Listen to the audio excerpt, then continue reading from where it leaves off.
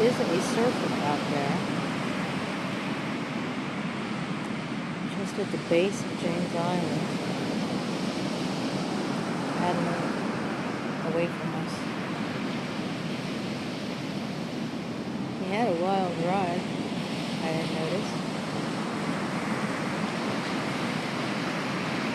Time to get out of the pool. The day is done.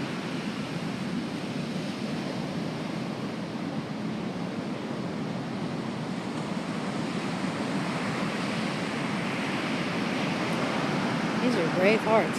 Let me tell you, there's enough debris in that water to bash you bad.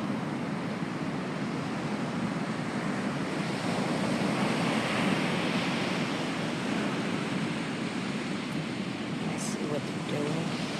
They're going out the mouth of the river, getting in the waves down at the end of James Island and kind of surfing the man. Ah!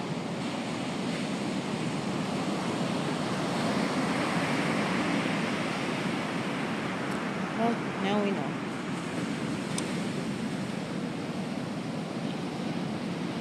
Greetings from First Beach, Lapouche, Washington, February 26th, so 5th, 2016. Night on.